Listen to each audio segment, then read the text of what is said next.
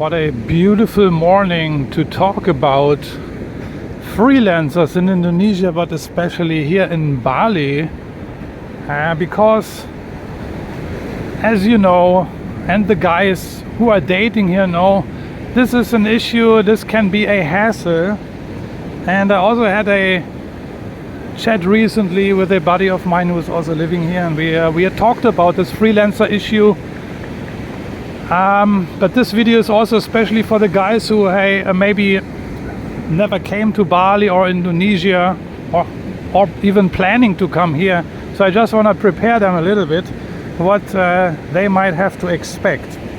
So most of the guys, which I met, they are on the dating sites. I'm using them too. There are several different dating sites, and this is actually the easiest way to get in touch with women, because most of the guys also maybe do not know how to approach, or they are scared of cold approaching girls. They don't know how to do it. I will maybe talk about this a little bit later in the video, about this cold approach thing.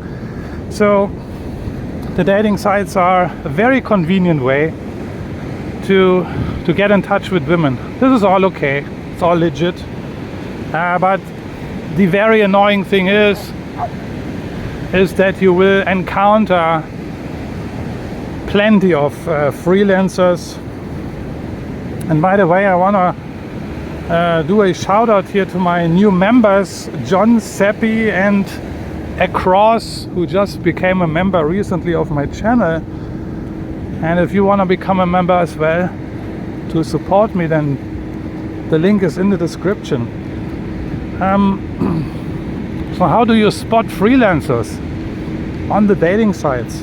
I mean, if you want to hang out with freelancers, if this is your thing, no problem. Go for it.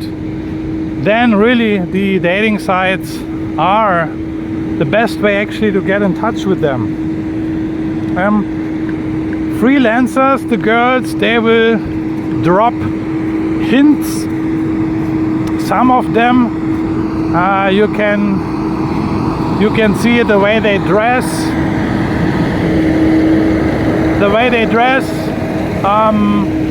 Some of the girls will directly even write in their profiles what they are. Some of them even write she-male or lady boy or cash only, these kind of things. So they're dropping certain hints.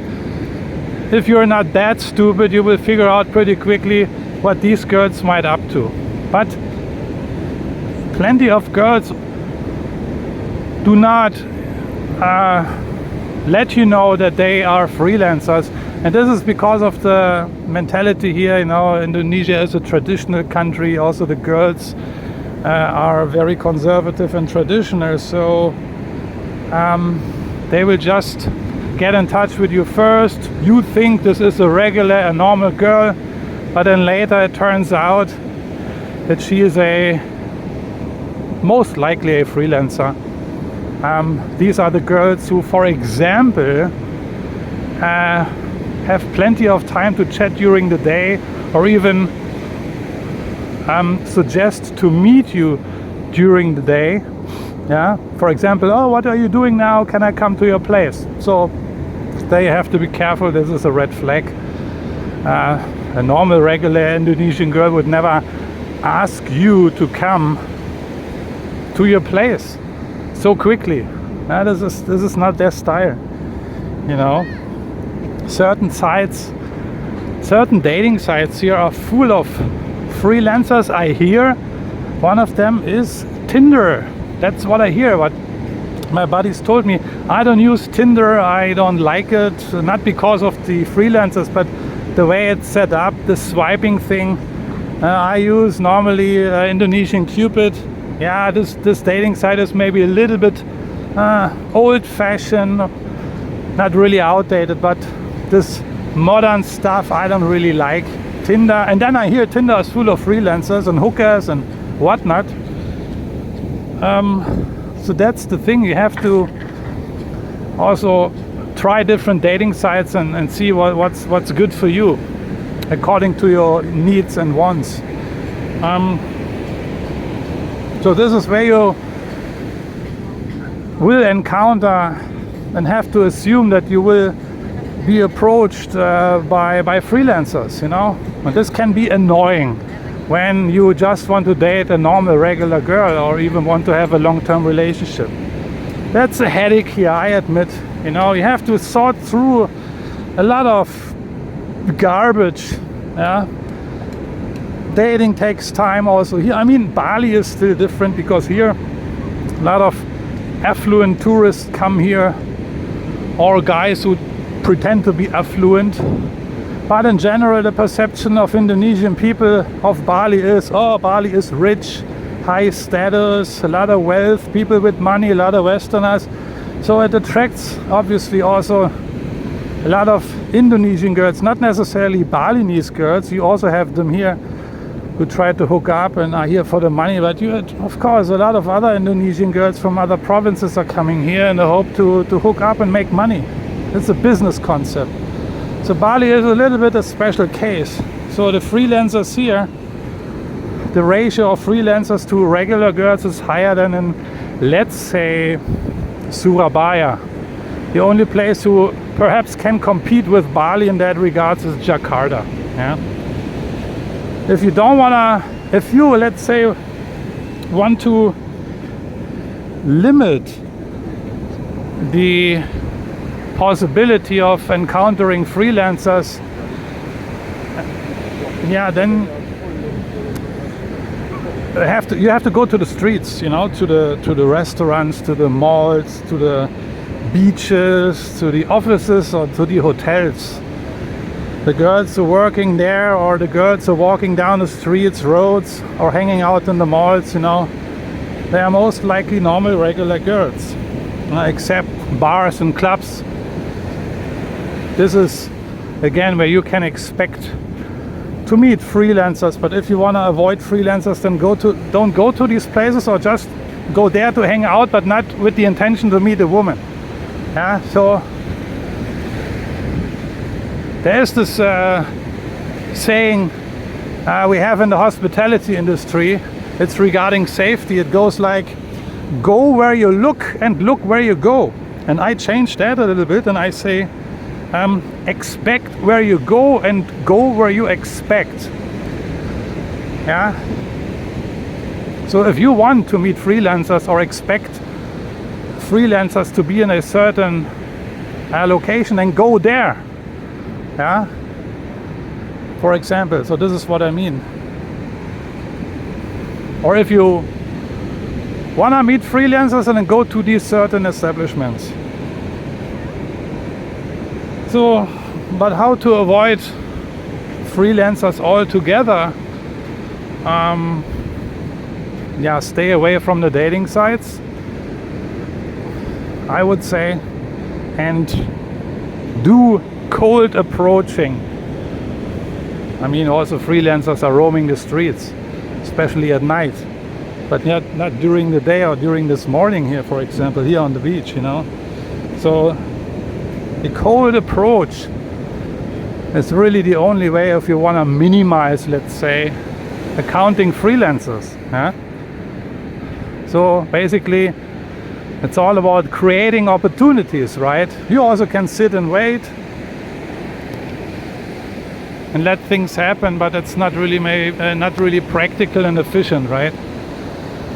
But cold approach, that's the thing. That's the big barrier for many guys. It takes practice and confidence. Yeah, because we guys, we suffer from this fear of rejection. That's the big thing.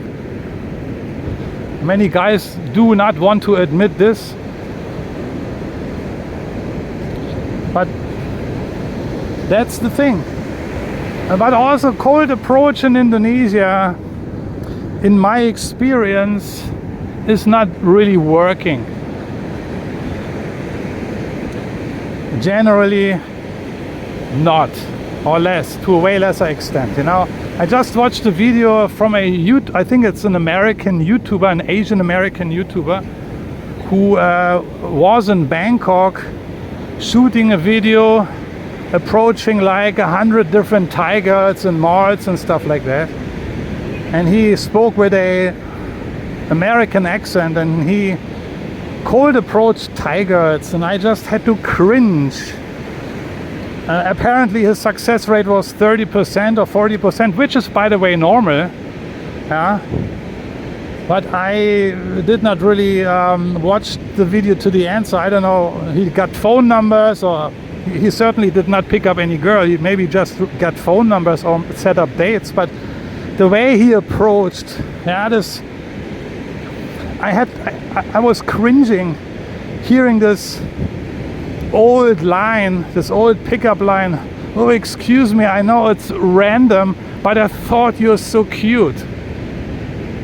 I get goosebumps. I need to cringe when I hear this. I mean, this is the way my grandfather picked up my grandmother probably in 1948. Is this shit still working? I would never approach an Indonesian woman, not in Bali or not in any other place, with this kind of line. So anyway, cold approach in Indonesia is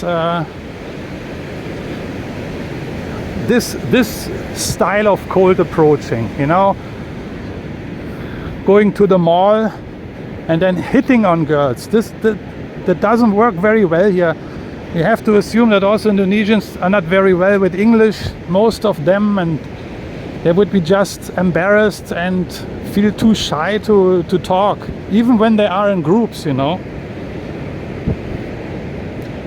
And Indonesian girls, when they are in groups, they don't like to be hit on anyway by guys, especially not by foreigners.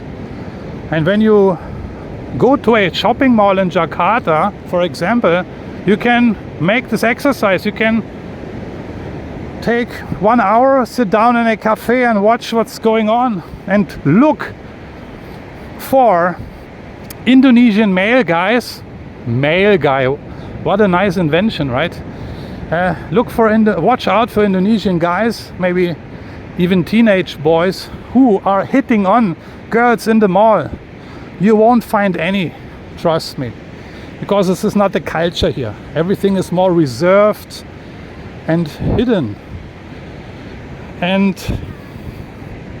one word about cold approach again, this whole approaching thing, this concept of approaching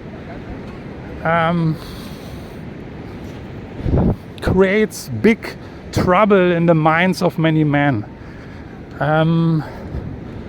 Because we think approaching is a hurdle, is an obstacle we need to like kind of overcome, or we have to conquer this obstacle in order to get in touch with a woman, any woman, be it in California, Germany or Bali. Approaching. So this concept has been created and now stuck in the mind of too many men. The concept of approaching in terms of overcoming an obstacle. So I need to approach this woman now. How do I do it? What do I say? Should I be funny? Should I crack jokes? Do I need to dress up properly? But obviously the most important thing is the line, the so-called pickup line. What do I say? How can I make it happen? You see, in the mind of these guys, it's before the approach and after the approach. But what is the approach? It's like climbing a big obstacle or hurdle, right? No, it's not like that. I'm all for abolishing the concept of approaching altogether, annihilating it basically. Because what is approaching? Approaching is, like I was in the supermarket the other day here, and I was looking for some peanuts, because I like peanuts. So I couldn't find them. So there was this girl who worked there at the supermarket. So I went to her and asked her, hey, where can I find the peanuts here? And she told me, yeah, right over there. She even escorted me to to the row where I can find them. And that was already an approach. That was approaching. Nothing else. Or when I'm at the airport, for example, and I'm a little bit early and I try to find my way around, and there's this attractive lady sitting behind the check-in counter of this and that or that airline, and I would go to her and ask her, hey, excuse me, what time? When can I check in for my flight to Singapore? And that's an approach already. As soon you open your mouth, you approach. So I will not go into too much detail here. Maybe I shoot a different video about this thing, but this is we need a change of mindset, and it goes a little bit deeper. Yeah, these two things are connected. The way we think of approaching as a concept, and also the fear of rejection. Yeah. So this is all I want to say, but just want to let you know that I was thinking about this, and there is no thing such the approach which has to be mastered in a certain way. That's why I'm talking about abolishing this whole thing, and just obviously, yeah, if you approach girls, you do it with an intention, with a goal in mind, probably even with the goal you want to get laid. But that also is a problem if you are already it's like you're putting the cart before the horse, right? And it messes up your so-called approach because of other sub-communication and subliminal behavior. But anyway, I just wanted to drop this here. Maybe you have something to say about it, and also been thinking about this whole cold approach thing. Yeah. Anyway, I want to move on here. So, in my experience, the best way to avoid freelancers, yeah, if you are not after freelancers, is, and this is what I told my buddy also recently, yeah, the best way is to work for a company here where you are surrounded by female Indonesian employees, as I was in the hotels I worked here in Indonesia for over 4 years in different cities: Jakarta, Batam, Medan. Yeah, I worked as a chef in these hotels. 99% of the staff were Indonesians, and there were plenty of young, attractive female Indonesian waitresses, and even in the kitchen I had girls, and that is the natural way to go. And but most of the guys don't have this opportunity. They come here as a tourist or whatnot.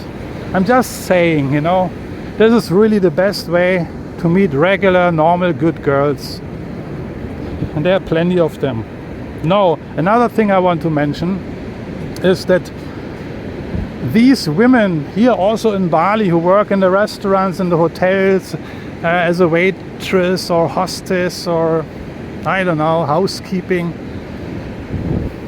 the vast majority of them are not on the dating sites. And this might be surprising to you and maybe a little bit counterintuitive even. Why am I saying that? Because I know from my past experiences, these girls who are working here in Bali or in other Indonesian cities, they are here for the money. They support their families in other provinces. Most of the waitresses here, they are not even from Bali, These girls are not on the dating sites. Why? Because they're way too busy with their life. They have to earn money. They're working long hours. They're taking care of their families, even kids if they are single moms. So they are busy with their private life. They have no time to be on dating sites and chatting.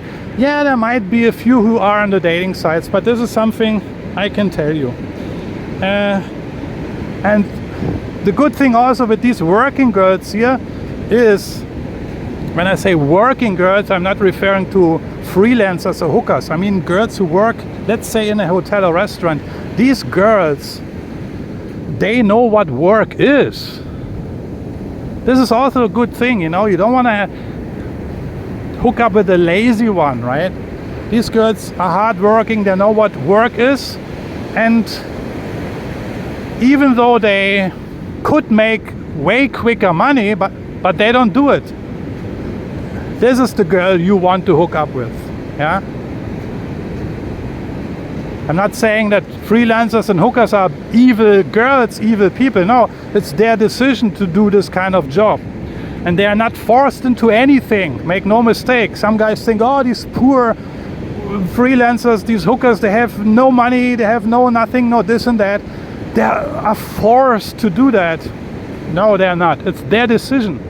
It's their decision and they like it, trust me. Some of them, not all of them. Basically, it comes down to the decision of this woman. But the majority of the women here decide not to do this, not to become a freelancer, and rather grinding it out in some local restaurant here for like bloody 3 million rupiah per month, which is maybe about $250 per month, working bloody 16 hours a day. Yeah, it's crazy. If you thought you can make a lot of money in Bali as an Indonesian, forget it. Yeah. So for these girls who work here, for example, in the hospitality industry, dating is not in the forefront of their mind, you know. But they are open to date.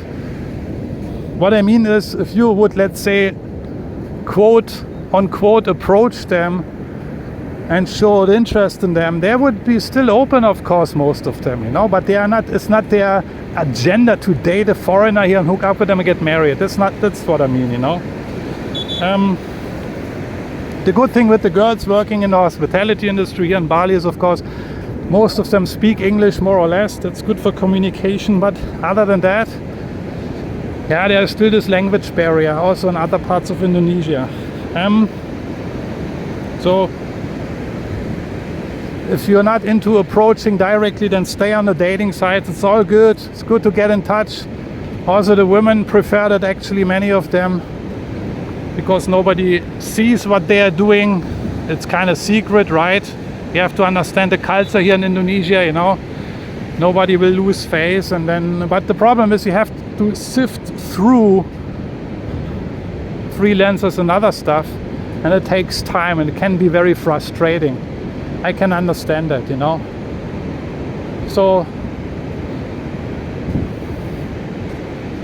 I wanted to mention one more thing. It has just escaped my mind. I don't know where it went. Probably coming back when I finish this video. Anyway, looking forward to your thoughts. What you have to say, what you think about this whole freelancer thing in Indonesia and the dating sites, and I'm gonna see you in one of my next videos here from Bali. Take care, guys. Bye bye.